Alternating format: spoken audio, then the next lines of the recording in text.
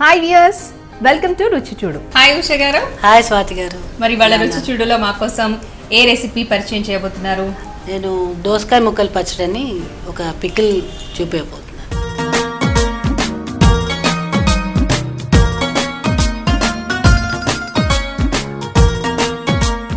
Okay, దోసకాయ ముక్కలు పచ్చడి అంటే అందరూ చేస్తుంటారు కదా, దీంట్లో స్పెషాలిటీ ఏంటి?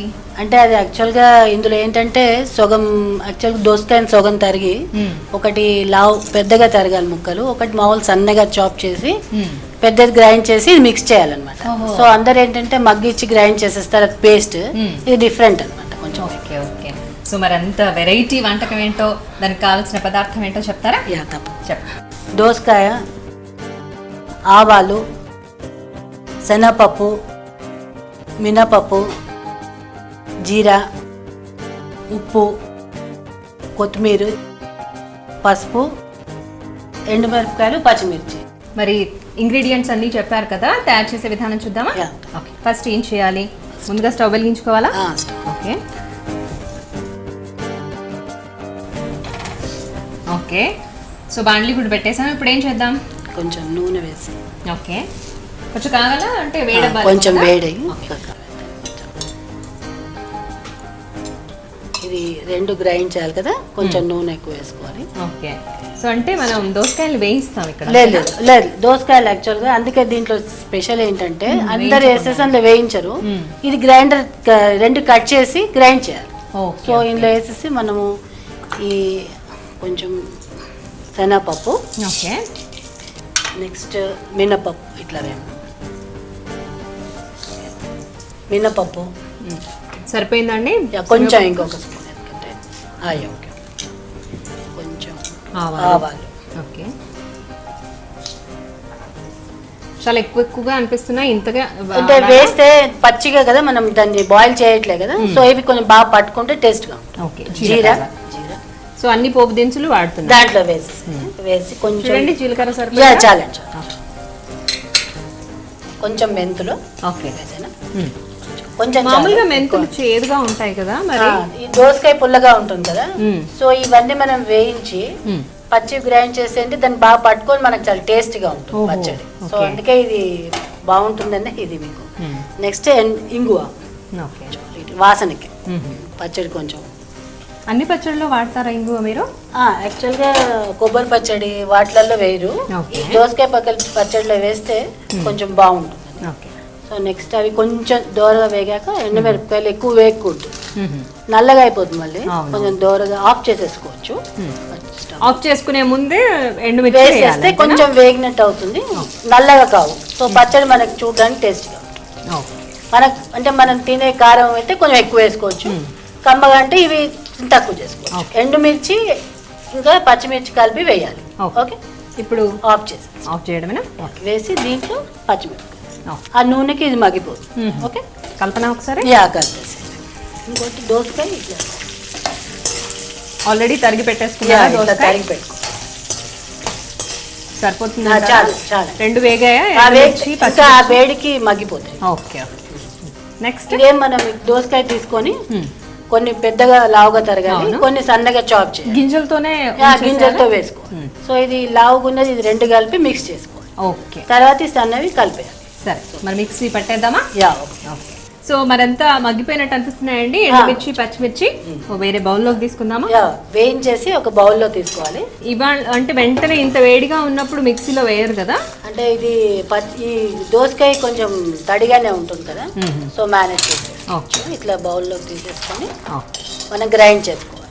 అందులో పసుపు, ఉప్పు, అన్ని చింతపండు. ఇప్పుడు దీంట్లో మనం ఏమీ వేయలేదా? ఏం వేయలేదు, ఉట్టి పోపు, పచ్చిమిర్చి అంతే. దీంట్లో వేసుకోవాలి, గ్రైండ్ చేసే దాంట్లో వేసుకోవాలి. ఈ తాలింపులో ఏమేమి వేయాలి? తాలింపులో మనం ఫస్ట్ ఏం వేయలేదు, నూనె వేసి అన్ని వేసి వేయించాము. సో నెక్స్ట్ అందులో పసుపు. అవును, ఓకే.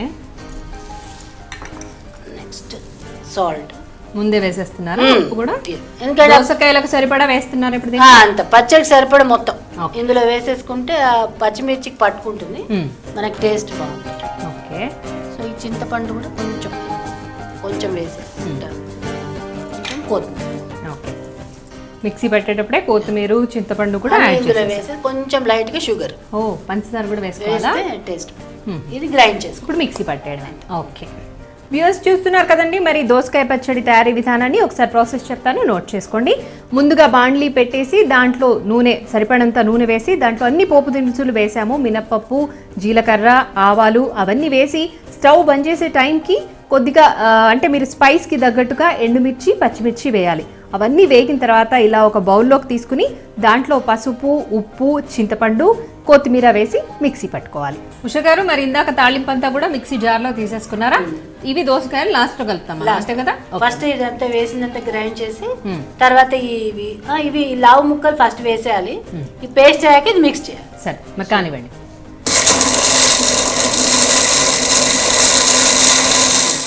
మెదిగిందా అండి మొత్తం అంతా? కొంచెం పర్వాలేదండి. ఇప్పుడు ఈ దోసకాయ ముక్కలు ఇందులో వేసేసి గ్రైండ్ చేయాలి. మెత్తగానా కొంచెం కచ్చపచ్చ? మెత్తగా అయితే ఇది మనం మిక్స్ చేస్తాం కదా, ఇది కొంచెం పేస్ట్ గా ఉంటేనే బెటర్. ఓకే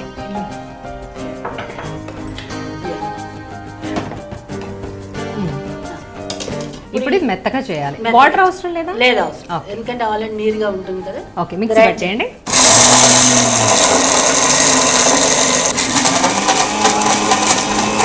అయినట్టు ఉందండి, ఒకసారి చూద్దామా? మెత్తగా అయిపోయిందా? ఇప్పుడు ఈ ముక్కలు యాడ్ చేసుకోవాలి.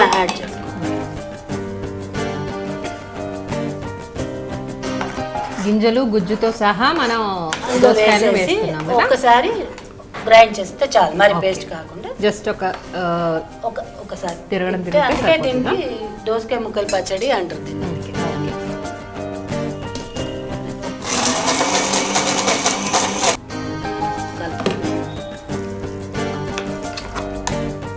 చాలా కలర్ఫుల్ గా కనబడుతుంది. ఎండుమిర్చి కలర్ అంతా ఎక్కువగా కనబడుతుంది. అది ఇది మనకి మిరపకాయలు వేగడంలో మనకి పచ్చడి ఒక లుక్ వస్తుంది. ఓకే ఒకసారి తీసి కింద పెట్టి చూద్దామా? కలుపుకోవాలి. ఇది ఒక దాంట్లో వేసి. ఓకే సో మొత్తం అయినట్టే కదండి. ఒక బౌల్లోకి తీసుకుందామా? ఓకే దీంట్లో తీసేసుకుందాం. ఇప్పుడు ఇది సర్వ్ చేయడానికి రెడీగా ఉన్నట్టేనా? రెడీగా ఉందండి. మళ్ళీ కొంచెం కొత్తిమీర అది వేసుకుంటే మనకి సర్వ్ లో గార్నిషింగ్ కోసం అంతేనా? ఇది ఒక 2 days కూడా పచ్చడి ఉంటుంది. ఇది ఎలా రైస్ లో బాగుంటుందా చపాతీ? రైస్ లో వేడి రైస్ లో కలుపుకొని చాలా కొంచెం దోసకాయ పచ్చడి వేసుకొని దాని మించి నెయ్యి వేసుకుని తింటే ఉంటుంది. ఇంకా మనం అన్ని వేసాం కదా, చింతపండు, పచ్చిమిర్చి, కొత్తిమీర, ఇవన్నీ ఇంకా టేస్ట్. మధ్యలో దోసకాయ తగలడం అవును చాలా టేస్ట్. కొంతమందికి దోసకాయ అంటే ఇష్టం ఉండదు కదా, అలాంటి వాళ్ళకు ఈ సేమ్ ప్రాసెస్ తో ఇంకేదైనా చేసుకోవచ్చు అంటారా? ఇలా సొరకాయతో చేసుకోవచ్చు ఇలా సొరకాయతో రాదు మనకి. ఇంకోటి యాక్చువల్ గా మామిడికాయ ఒకటి వస్తుంది, మామిడికాయతో కూడా చాలా బాగుంటుంది. ఇది ఒకటి, అది దాని ప్రొసీజర్ చాలా టేస్టీ. ఓకే మీరు వేడి అన్నంలో సర్వ్ చేసుకొని తింటే బాగుంటుంది. ఓకే స్వాతి గారు, దోసకాయ ముక్కలు పచ్చడి మీకు రెడీ. టేస్ట్ చూసి ఎలా ఉందో చెప్తే. ష్యూర్ అండి. ఇందాక నేను అన్నట్టుగా చాలా కలర్ఫుల్ గా కనబడుతుంది, కాకపోతే కారంగా ఉంటుందేమో అని కొంచెం భయం అవుతుంది నాకు. మనం కొంచెం చక్కెర కూడా వేసాం కాబట్టి కారం ఉండదు, బాగుంటుంది. సో వ్యూయర్స్ చూస్తున్నారు కదండి, మరి టేస్టీ అండ్ వెరైటీ దోసకాయ పచ్చడి నా చేతిలో రెడీగా ఉంది. ఒకసారి టేస్ట్ చూసి ఎలా ఉందో చెప్తాను.